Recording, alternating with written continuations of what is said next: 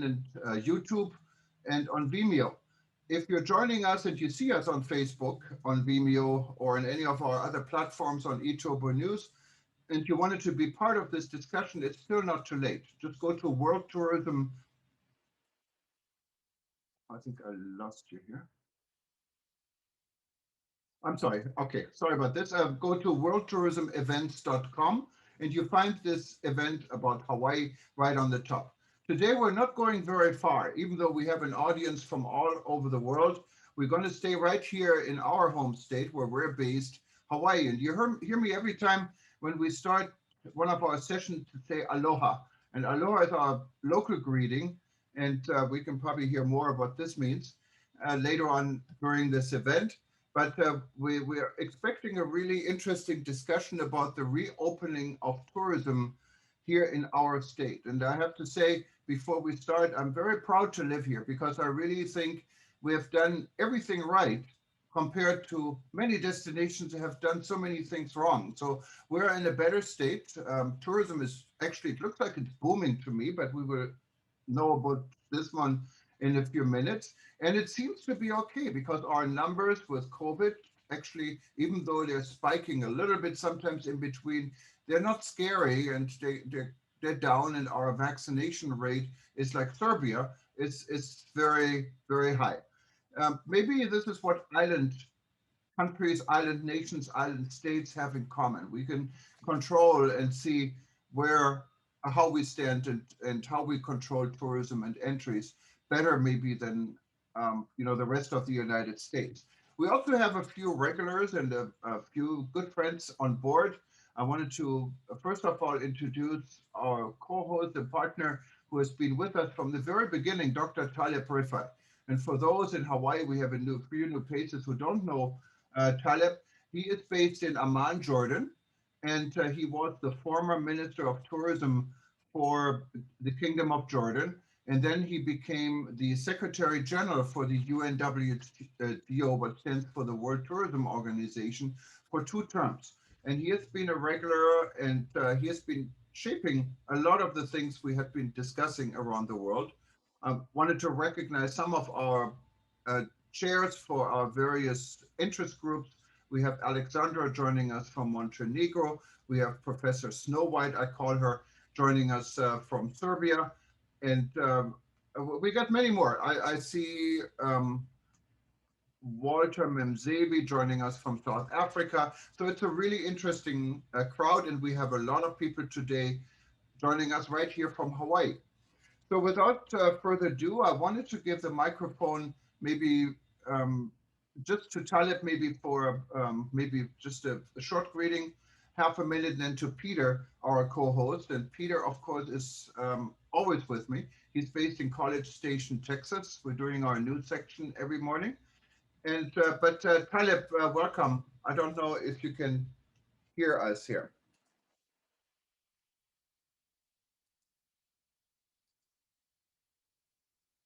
Taleb, can you hear us?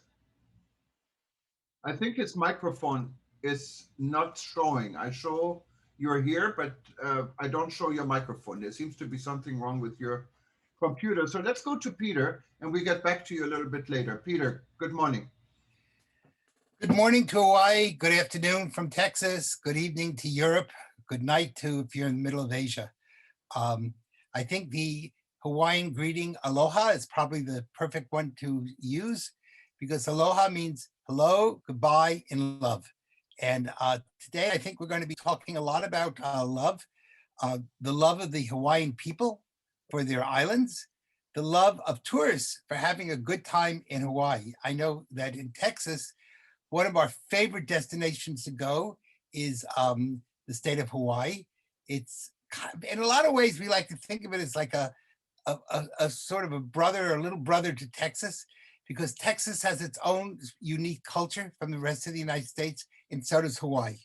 And Hawaii even has its own special language. And I've been, during the years that I worked in Hawaii, I got to learn lots of Hawaiian words.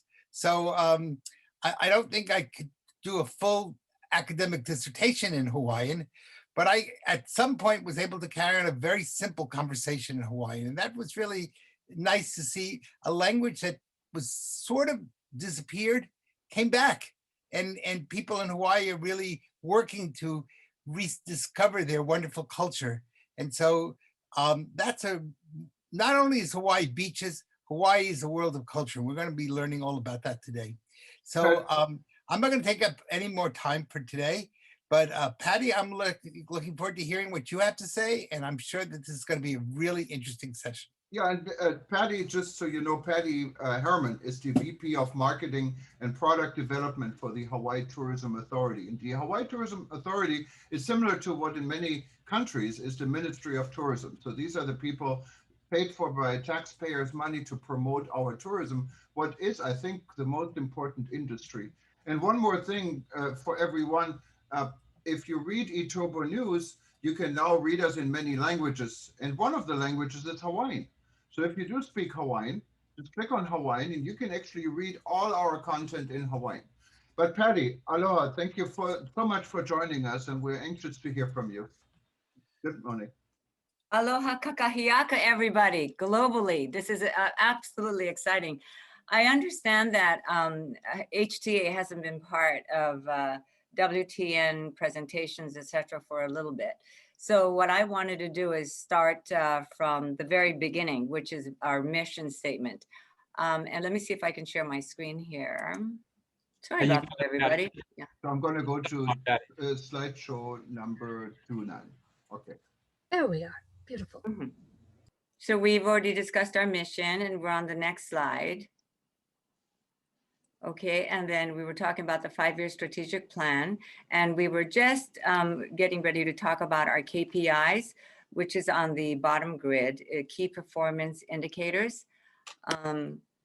The key performance indicators, first and most important is our resident satisfaction. And then we send out surveys, and the questions that we focus on would be: agree tourism brings more benefits than problems, and agree tourism positively affects you and your family. Next would be our visitor satisfaction, and the key survey questions on that is overall Hawaii vacation rating, if exceeded expectations, likely to recommend Hawaii, likely to revisit in the next 5 years. And then our average daily spend per person per day spend, and we have the total expenditure. On the next slide, so we talked about the 4 pillars that runs through our 5-year strategic plan. And the first one is the Hawaiian culture. So I wanted to talk a little bit, just touch on some of the key initiatives that we're doing on each pillar. And for natural resources, do you have natural resources there? Can you go back? Can you go back like 2 slides? There you go, natural resources. Oh, I'm sorry. Okay, go ahead. Okay. Yeah, so we have the Aloha Aina program, which is, it's a program value of stewardship by responsible community-based entities with an emphasis on the Aina Kanaka, which means land and human relationships and knowledge. The basic objective there is to manage, conserve, and revitalize Hawaii's natural resources and environment. Supportive agencies and organizations such as DLNR, or Department of Land and Natural Resources, Hawaii Green Growth, Sustainable Tourism Association of Hawaii. And then the next pillar, which is a Hawaiian culture pillar, is Kukuluola program, which is founded on the value of Makahana Ka'ike, which translates to in working, one learns. The Kukuluola program partners with organizations who enhance, strengthens, and perpetuates the Hawaiian culture. So as Peter mentioned earlier, we are very definitely bringing back the Hawaiian culture. For a while, it was very quiet, and we are trying to make a lot of noise to make sure that it lives through our next and next generations to come. Hawaiian culture examples of events and festivals would be the Merry Monarch, which is a big hula festival and competition, Kinkamehameha Day celebration, and Aloha Festival. Native Hawaiian Hospitality Association. This purpose is to build stronger ties between the Hawaiian community and the tourist industry. through education to provide opportunities for the Native Hawaiian community. Olelo Hawaii, I think Peter mentioned this also, He Aupuni Palapala, preserving and digitizing the Hawaiian language newspaper, and in general to bring the Hawaiian language back to the daily lives of our communities on a regular. The next slide is the community pillar. So community enrichment program is to foster residents, visitors interaction, and develop tourism markets, agri-tourism, culture, nature, education, health and wellness, volunteerism, community and sports. So if our visitors and our community don't go hand in hand, it won't create a good balance. So the emphasis on our local residents is also very strong. Training workshops, for example, would be our agri-tourism, working with our local farms so that we can work together on how to promote them better, how to promote their products better.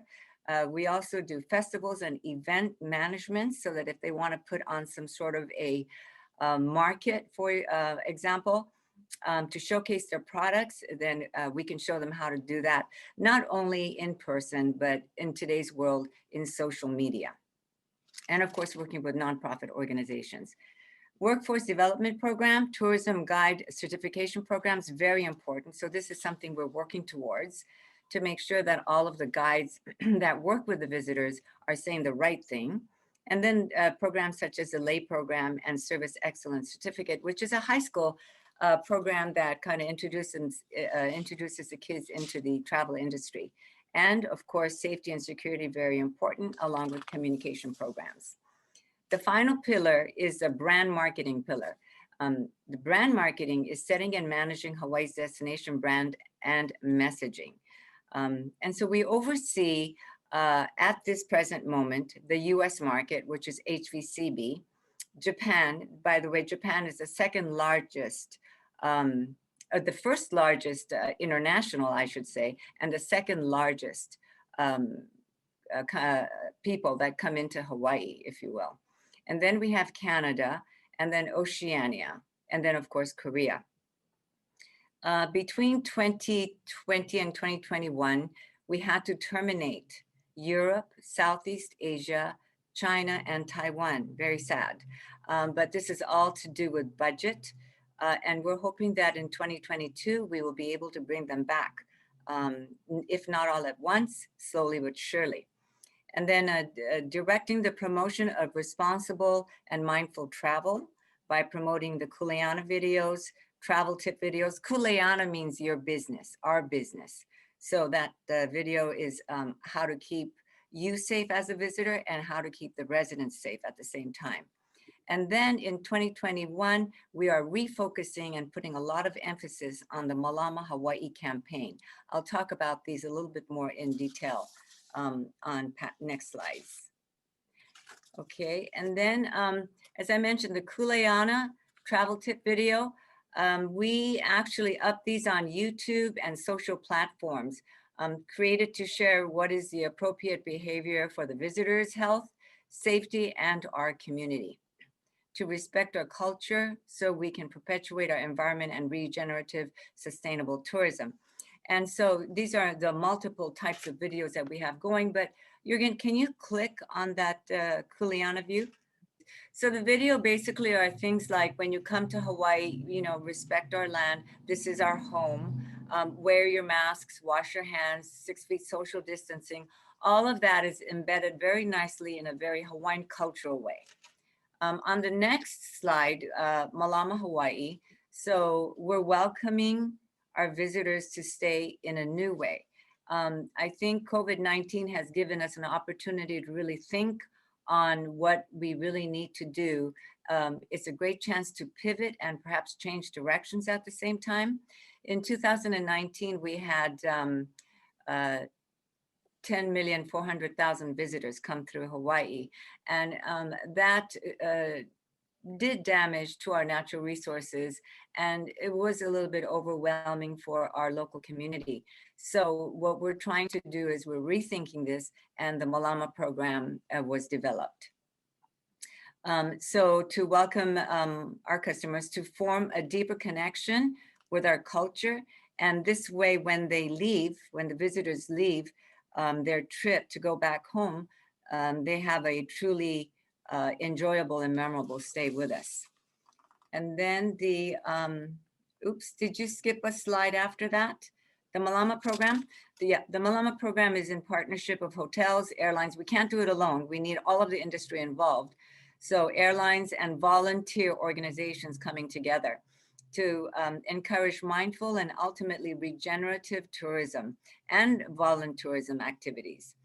Provide visitors with a more meaningful and enriching travel experience. And on the next slide, it'll kind of start showing you, drill down to the details.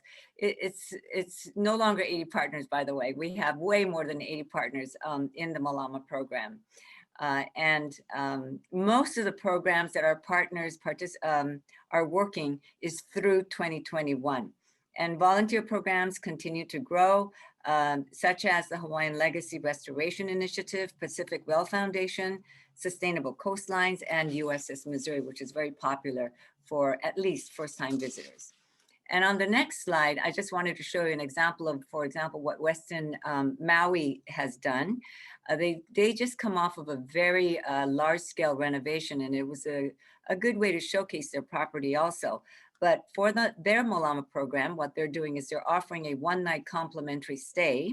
If the visitor purchases this program, on one day, they will volunteer themselves into one of the programs that they choose, be it agritourism or beach cleanup, etc.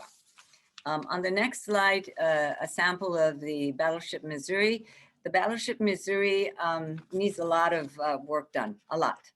So to restore and to preserve, like the teak decks definitely need to have work done on them. The metal decks, the bulkheads and equipments in general. So if people have this type of skill set, we ask that you volunteer with the Battleship Missouri for one day.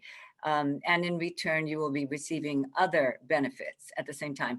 On the right side, I think everybody knows Patrick Schwarzenegger. Well, this is not, everybody knows Arnold Schwarzenegger, I should say. But this is Patrick Schwarzenegger. It's his son. And when he went to Maui, he actually participated in the Malama program. He chose beach cleanup, and he really did enjoy being part of this engaging opportunity with the locals also. On the next slide, just wanted to show you an article that came up on travel and leisure. And it was a visitor who on Maui did quilting with a local resident. And their feedback was, I enjoyed the friendly conversation I had with a local who showed me how to stitch, and she shared stories about Hawaiian culture and how tourism in Maui has shifted amid the pandemic. So, you know, these are all good stuff that are starting to hit the media. On the next slide, Malama Hawaii 2021 will include, and already does include, aquaculture restoration. So on something like this, you can, for example, help rebuild a fish pond. So this definitely helps with regenerative tourism and the next generation of Hawaii. Sustainable farming is agriculture tourism. You can help harvest, you can help plant, and basically while you're doing this, or the visitor is doing this, you're touching with the local community, and you end up becoming very good friends. And then they go, and then once the visitor leaves Hawaii, they become a friend of Hawaii and becomes repeat guests, is what we are hoping for. Restoration, reforestation would be planting trees. Hawaii Island is well known for this. And of course, wildlife preservation. And next, Jürgen, is a vignette. So we had the golf tournament on Maui, and several of the players were able to partake in the Malama program. And these were videos that were taken of the players. So I hope the video works on this one, but can you give it a try, Jürgen? I think the problem is I need to have two screens open and then the sound doesn't work. Usually I put the videos up before on Oh, okay. OBS, and I don't have the OBS. I have it on my other computer. So that's why I think it wouldn't work. I'm so sorry. Oh, no, no, But no, no, we that's put it okay. all on the archive later, so it's going to repeat and then everyone can see the videos. Mhm.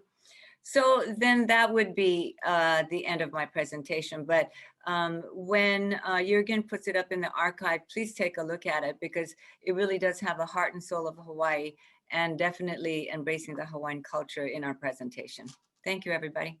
No, thank you so much, Patty. And this is, I think, it's really, Hawaii is a special place. There's a reason I lived here for 35 years.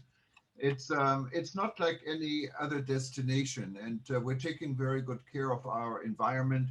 Hawaii as a state is leading when it comes to renewable energy. I know we have Iso joining us from Hawaii actually, and she is involved in renewable energy and so forth. Maybe she can give us a little bit of background. But I think what's on everyone's mind right now is COVID and how is tourism coming back. And from my own observation, I can say it appears tourism is back in full force when it comes to domestic tourism, not to international tourism. As far as I know, our borders are closed. The Canadians, the Japanese, you don't see guests from international places yet, but domestic seems to be in full fledged. I mean, I went to Waikiki this on Sunday, and there's no place to put your towel down on Waikiki Beach. So it is very busy, what is a good sign. I think our economy is waiting for this. But it also could be a little bit scary knowing that COVID is still around. But then again, the numbers speak for itself. Our numbers really haven't gone up. Yes, they spiked a little bit to the 100. What is everyone gets nervous, but yesterday was back to 40, and we're all getting vaccinated. Patty and I were getting our second shot today. So how do you evaluate the situation here right now, Patty? Well, we can start off by saying yesterday we had 22,000 arrivals. And as far as COVID cases for yesterday, it was 66. As far as pleasure and vacation on the island of in Honolulu was 6,700 people. On Maui, 6,000. Kona was 2,100. Lehui was 1,100. So, and that was the pleasure and vacation. We also had returning residents. They're not, 22,000 is not all just vacation and pleasure or visitors. The visitor element out of the 22,000 was 16,267. Now, with that said, Hawaii Tourism Authority, because of budgets at this time and because the international market has not really returned, one of the difficulty there for all of the international markets right now is when they go back home, they have to do a 14-day quarantine. And while if they have to do that, they need to take more time away from work, etc. And I don't think they want to get into that. So, and their countries are closed. Canada is still closed, Oceania, etc. So our budgets are very constrained right now, if you will. US market, they're going to start sending out a lot of the marketing and branding from May on. So now you understand right now, because of necessity, many of the hotels are on sale. Many of the airlines have put ticketing on sale. So while we're enjoying the visitors come through, it could be that it's not our targeted visitor. We are really focusing on the Malama program of caring for our natural resources as visitors come through, the Hawaiian culture, as I mentioned earlier, and the avid travelers, very mindful travelers. So right now, the people that are coming are people that really need to get out of their homes. Really, Hawaii is on a good package price right now. And it could be, it's a good signal because it's bearing the void, if you will, of economic infusion, but it could be that it is not exactly the planned targeted visitors that we're looking for. But then again, it looks like we are looking for new markets. Hawaiian Airlines just recently introduced a nonstop flight to Florida, to Orlando. What we never really thought that much about the Florida market because it's the doorsteps of the Caribbean. So I know some of our friends in the Caribbean are getting a little bit nervous. And since we're a domestic destination, it's easy to come to Hawaii. And we've been talking a lot about domestic travel. And this is kind of a different form of domestic travel because many times when we talked about domestic travel, countries are usually a lot smaller than the United States. So Taleb, I think you're with us now. How do you see this? Is this a domestic travel miracle, what we're experimenting here in Hawaii right now? Definitely, definitely. Okay, we can see you now, Taleb. Okay. So definitely, it's Hawaii is doing the best out of what it can under the circumstance, because they have 52 states in America, and Hawaii is just one of them. So it can get whatever it wants from the American market. It is domestic. 70 to 75% of the domestic market around the world is in the United States and Europe. Only the developing countries look at tourism. Only a definition as international tourists. I think Hawaii is doing a great job, especially the projects that we just saw, where it's using this opportunity now to build in what should have been built in way before the crisis. Thank you. Thank you. And Taleb had actually brought up the domestic and regional tourism right from the beginning. And I think you had an example from Aqaba in Jordan and the window and direct flights. So this has been, I think, a focus for many countries. Also, we're quite active in Africa. In Africa, it's been a focus to promote domestic tourism, and that's what we're doing here in Hawaii. Really, we're promoting domestic, not promoting. We're opening up the gates for domestic tourism, and people are responding. What I find is quite surprising because we're always talking about the new normal, and things are going to take years to come back. And this is very different. But let's open up the floor. Jürgen, I think we have to go back to what Patty said on some level, and that is that Hawaii is part of the United States, but it's also different from the United States. So going from Oklahoma to Kansas, in the 50 states, it's not culturally that different. But if you go, but basically, you have only 3 or 4 places in the United States that are uniquely different. Hawaii is one of those places. So that for an American to go to Hawaii, he is or she is still in one's own country. You don't need a passport, you don't have to change money. But on the other hand, you get a completely different culture, a sense of a language, a completely different geography. So you're able to have both a sense of foreign travel without the problems of foreign travel. And I think that puts Hawaii in a uniquely excellent position. No, Peter. Absolutely. Now, if anyone wants to weigh in, just raise your hand. We have Andrew White. Maybe when whoever is raising your hand, when you get the microphone, tell us where you are and who you're affiliated with, in case for those that don't know you. So Andrew, go ahead.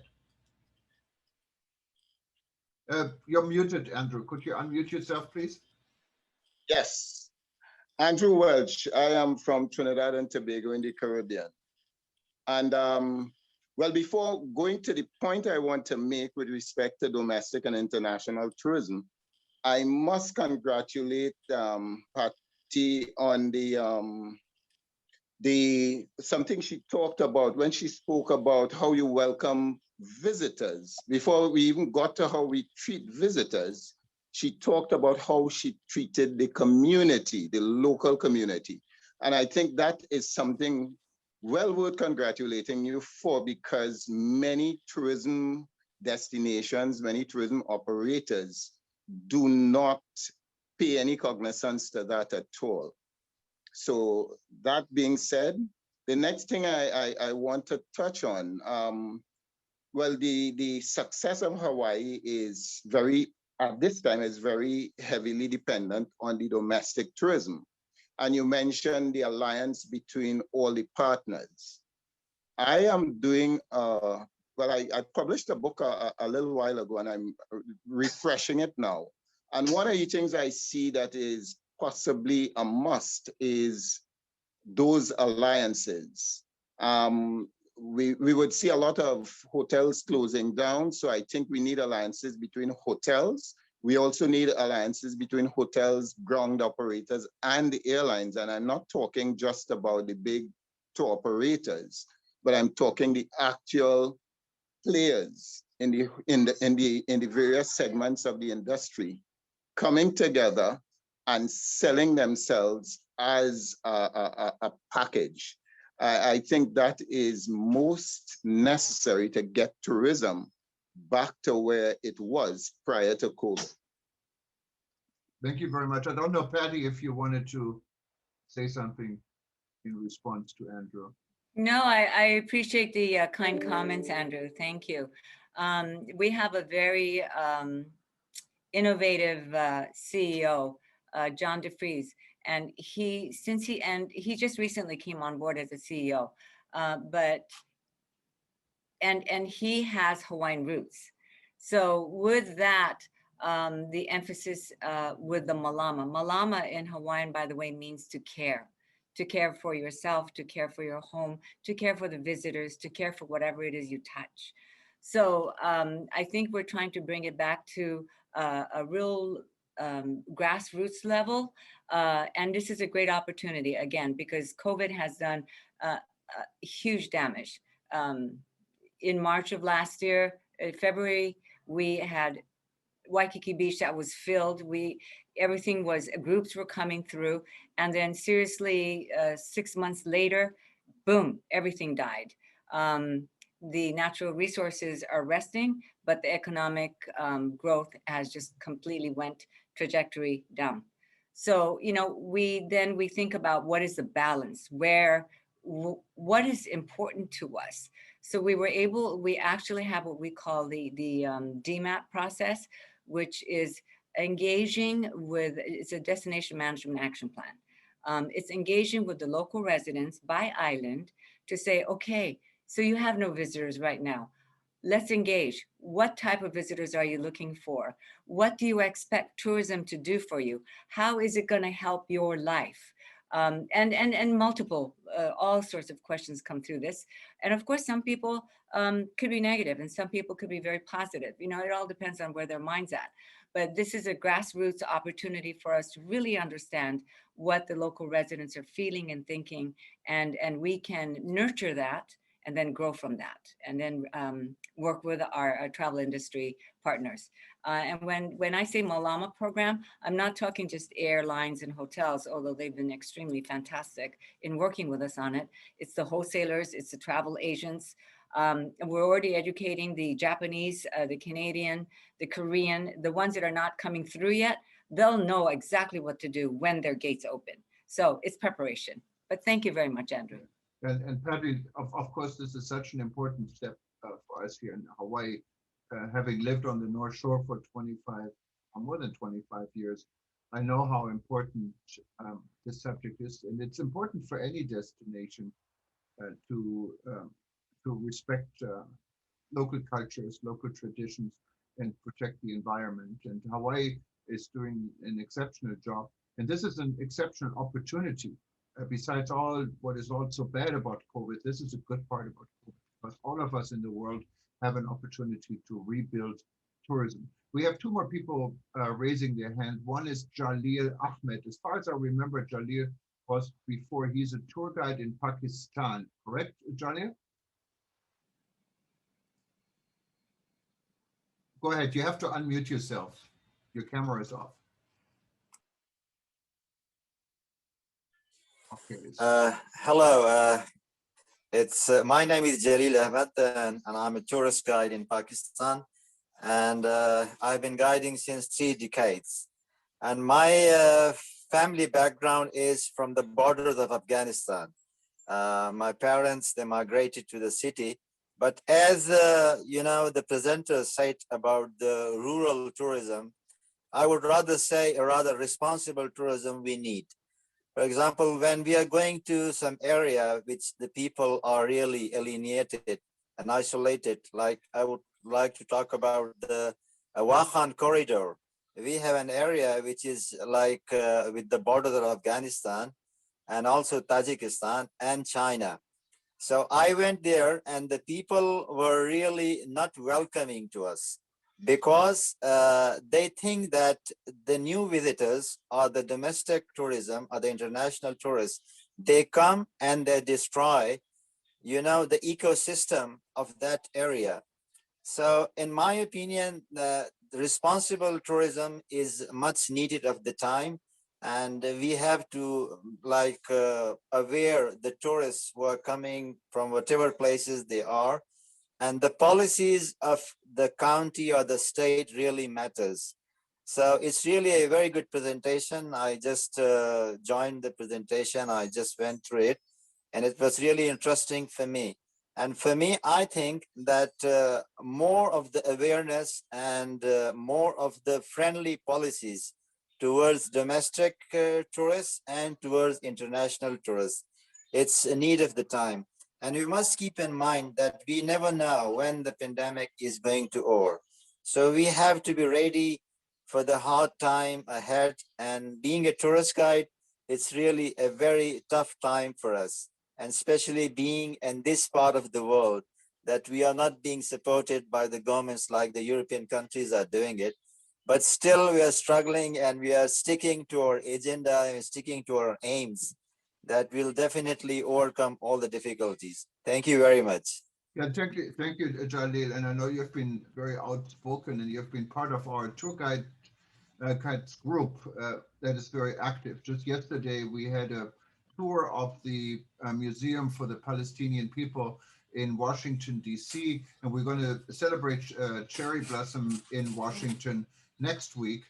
And we've gone to South Africa and celebrated 31 years tour guiding. So the tour guiding is an important part of our business. We have Alexandra.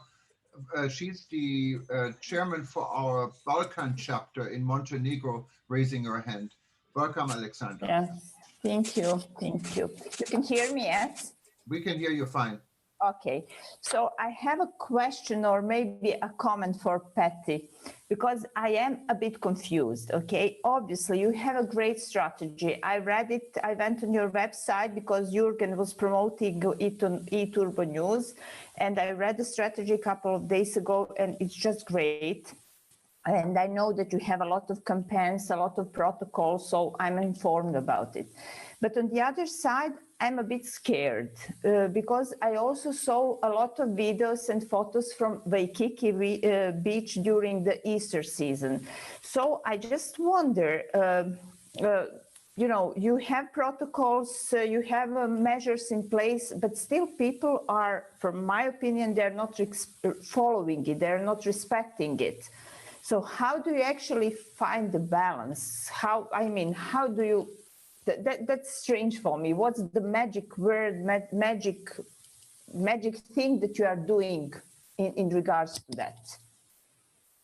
That's a very good question. How do you control human beings? But yes. Yesterday we had a talk story with the mayor, and Mayor Blangiardi is an amazing person, very forward looking. And this is one of the subjects that we did bring up. Across Kalakaua and other islands, we have big banners on the light poles that says, wear your mask, keep your distance, keep your social distance, wash your hands. So it's on every light post. So people are visually seeing it. Not only that, our industry partners, be it airlines, be it hotels, they're mentioning it. So, you know, maybe we discussed that it's time to go one step further. They're not police officers, but we do have people in Waikiki that are, I forgot the word of it. But reminding tourists how that. They're called the Aloha Patrol. Thank you so much. Okay, I appreciate that. They're the Aloha Patrol. They're the Aloha Patrol.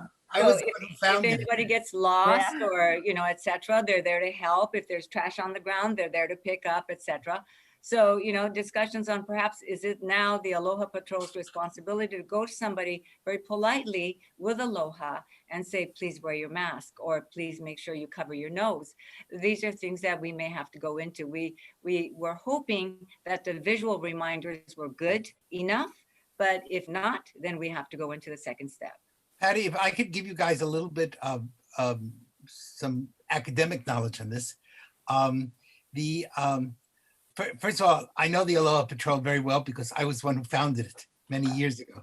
So I feel very close to them. And the police station that is right on Kuala Kuala Avenue is, which has the surfboards around it, was my idea. So it feels good to hear that it's still there and it's still working. But visitors on the whole don't read.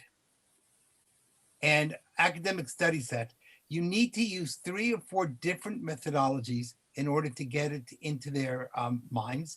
They see signs, but they don't connect the signs necessarily to them. They see the sign is about everybody else, but not me. Well, obviously that's not a true statement. So one of the things that you have to do is you have to combine the written word with, it can be with Hawaiian music, and you set every 30 seconds or every 60 seconds, you break the music and it says, please remember to put on your mask, so that it's a oral reinforcement. And then you can use the Aloha Patrol, and that's exactly what they were for. You're right on. And that was to be able to walk up to people and say, aloha, how are you doing? We hope you're having a good time in Hawaii. And by the way, let's all stay safe and put our masks on. So if you use it with both a personal touch, an oral touch, a written touch, a signage touch, then you know what? Eventually it starts sinking into people's minds. But when people, remember, when we go on vacation very often, the word vacation comes from the word vacances, meaning to empty your mind. So people go on vacation and they stop thinking. So they should think, but they don't think. And that is the human nature about which you spoke. Right. And Peter, Thank you for that. And that is true. I can tell you, living here in Hawaii, people have been very disciplined. People that live here have been very disciplined. Everyone is wearing a mask. You don't see mass protests like you see in Europe right now against wearing the mask. I see Wolfgang is making some comments on this. And I wanted to remind everybody. There's a difference between the local person observing the rules and the visitor observing the rules. No, I'm getting to that, and absolutely, and that is really what I was to say next. We need to educate our visitors. You can't, and that, of course, as you said, is a challenge. We had a number of other people typing comments in the chat box, and we had a few people raising their hand. It would be easier, I think, if there's Ingrid Peterson, there's Eugene Thompson, there's Wolfgang, and Nancy Barkley and several others making comments. Just raise your hand and we get you the microphone. We have a little bit limited time because Patty, I think, has another appointment at 9 o'clock. So, but even that, we can stay on and talk a little bit longer. But Talib and Nancy, let's start with Talib real quick. Go ahead, Talib. Thank you. I have 3 points to make. One is Peter's point. Oh, we lost him. Okay, we wait for him to come back. Let's go to Nancy. Nancy leads our honeymoon and wedding interest group. She's based, I believe, in Philadelphia or Washington. And we had a session on honeymoons altogether, and we had a session on destination weddings. What is big business here in our state, as you well know, Nancy, because you've been involved in it. And you raised your hand, so I'm glad you're here. Go ahead. Yes, hi, Patty, my question is for you. So I am a wedding and honeymoon planner, and I'm based in Philadelphia. I'm also a Hawaii specialist, and we have been receiving a lot of information on Hawaii, but I've not heard about this program, which I personally know a lot of people that would be thrilled to learn about. How can I learn more about this program and help promote it?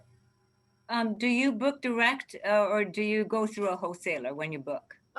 When I'm doing my weddings, I go direct with the hotels, but when I'm doing my honeymoon, I go through a wholesaler. Okay, so I think if you go on the website, gohawaii.com, Okay, you'll see the Malama program, and you can actually take what you need and leave what you can't use. okay, HVCB, because it's a domestic market, HVCB spearheading that. And the person, the CEO president there is John Monahan, and he Okay. does a very good job. And he'll actually get somebody, if it's not him, he'll get somebody to make sure that they fulfill your needs. So Okay. just reach out to them. Thank Great. you for Thank that. you. I appreciate it. Yes. Yeah, thank you. Thank you very much. Caleb hasn't been back yet. So, if there are other comments, feel free to raise your hand. We had Ingrid. I don't know where Ingrid is from. She must be here from Hawaii. She said she had some concerns in regards to, I guess, tourists not following the rules, and she had some concern about the mayor. Feel free to voice this. We have Wolfgang from Germany about an Ayala report, and he thinks tourism isn't back, won't be back for another few years. What I think may be very different here in Hawaii, judging what is going on. We also have some experts here on our call. We got Giso. I remember her. She is here from Hawaii, and she leads our new to be announced renewable energy task group or interest group. So I don't know if you wanted to say something, Giso. We also have Frank Haas here. Frank Haas, we had a session with maybe Yes. 9 months ago, but Giso, do you wanted to add to this? Yeah, I just wanted to first share with the tourism experience, as a local person going down the Waikiki. So we wear our masks and we are trying to be friendly, but sometimes we have a backlash from the tourists. So saying you don't need to wear your mask or something. I mean, these are the human interaction that it takes place everywhere, and we can be, I don't know, more mindful or more direct, or people approaches are different, reactions are different. We learn to live with everything and make sure that we set the goals, as Patty was mentioning. Yeah, the way to the goals is always long and takes the field work that we need to do. Yeah, we have the patrols, but we also have different mindsets that are coming and going and visiting and staying here. So we have basically and this is what sustainability is. Sustainability means actually that we need to think long-term. Right now, maybe we can, not everybody can afford. Hawaii is still in a good position, having the support from federal as well. Not everybody can do that, yeah. But sustainable means to plan long-term, to educate people. We want to have responsible residents and visitors everywhere. I think that would be the best thing all of us could agree on, and then move from wherever we are in order to really promote the tourism within the communities so that people can accept it and everybody has a memorable event to take with, instead of the sand from the beach. Yeah. So I think that would be for everyone the outcome, the best outcome, but the way to it is really long and takes work from everybody. All the participants have to do their best. With the best intention, I think we can achieve a lot. Yeah, but still the way to it is long. So, but No, thank you. sustainability and resiliency, is that what it takes? Thank you, Jurgen, Giso. I can just, I have 3 webinars today, so I have to jump off for another one. This is Frank Haas, but thank you, Patty, for a lot of information. Just a couple of thoughts. One is that things are coming back. There's some disagreement about how fast they're coming back. Certainly, we had a good March. The numbers just came in for Oahu for hotel performance in March. They came out this morning. So occupancy is at 40%, which is a nice improvement, but it's definitely not where it used to be. We're having some hiccups as things come back. During the depth of the pandemic, the rental car companies all reduced their fleets. And so for those wonderful visitors that we like to have that rent cars, they're having a hard time with availability and pricing. Another observation is that all markets are not created equal. Patty said that the international markets are closed down primarily because of COVID restrictions. For example, if you go back to Japan, you have to quarantine, so that's probably a non-starter for for anyone traveling. And some of the markets that we've enjoyed in the past, we don't know about in the future. The business market, the convention market, some other markets. So there's lots to discuss, lots to look at. Patty gave us a good starting point, but as we go through this recovery, we're going to have to deal with lots of these issues. There's some other good news. The air seat forecast for the first quarter shows nice returns, both domestically and even internationally. And Japan even has some 125,000 seats forecast for the quarter upcoming. So they're expecting some sort of recovery. Anyway, there's lots to talk about, and it's a great start to the conversation. No, thank you, Frank. And for those that don't know Frank Haas is one of our members from Hawaii. He joined us right in the beginning back in April or March a year ago. And Frank actually had Patty's position when I met him.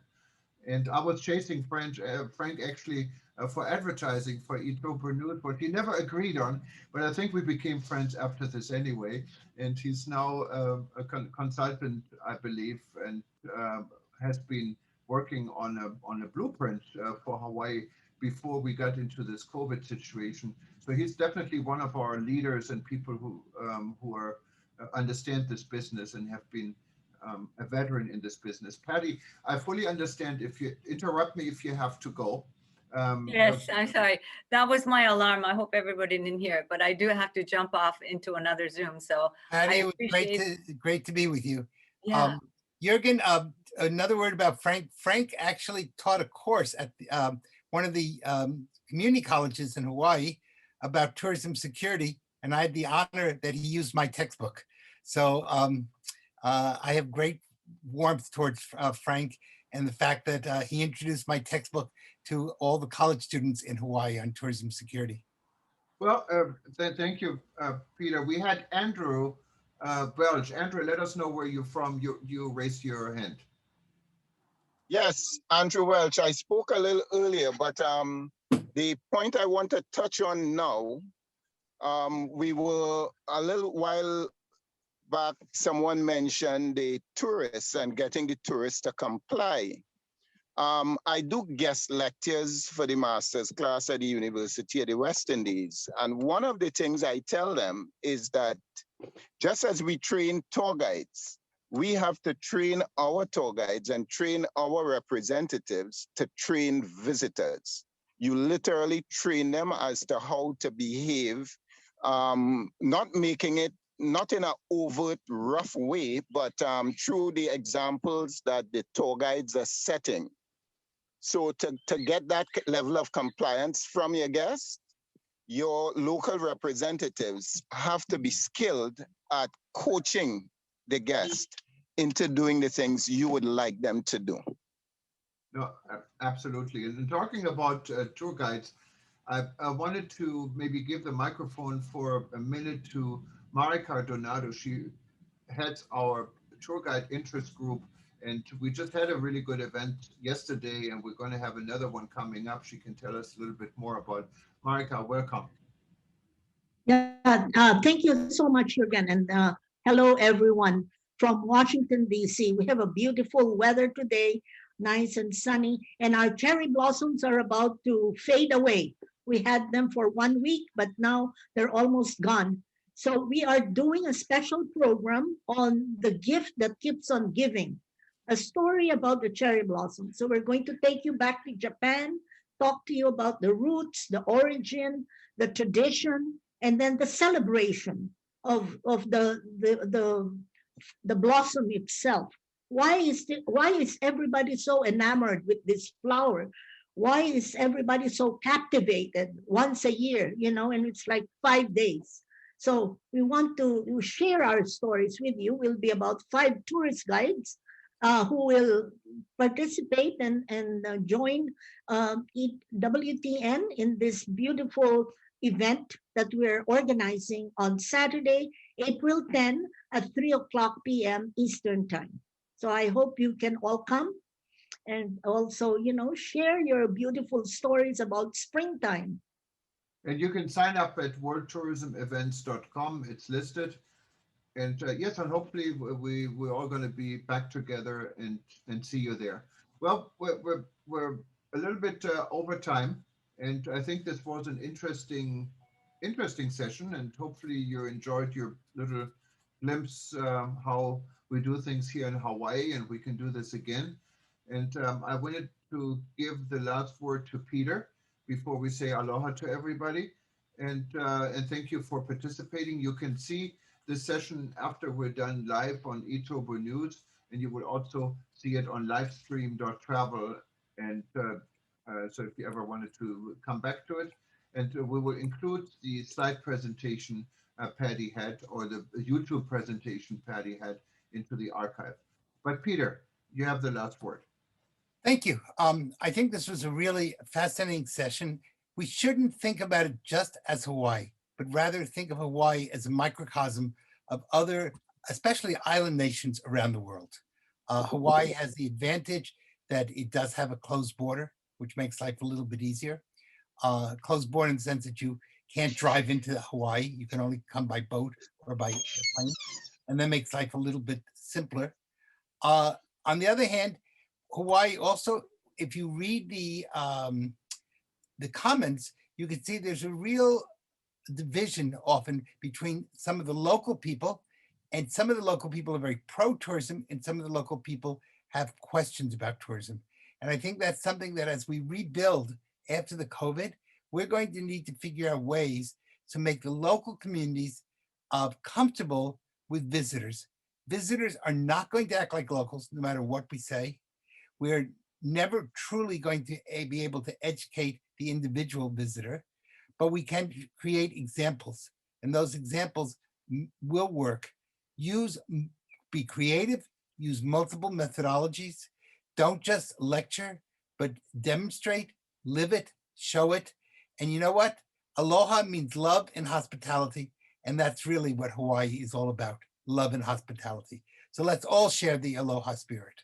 I want to thank everybody and aloha to all of you. Aloha. Thank you. Good night, good morning, good day.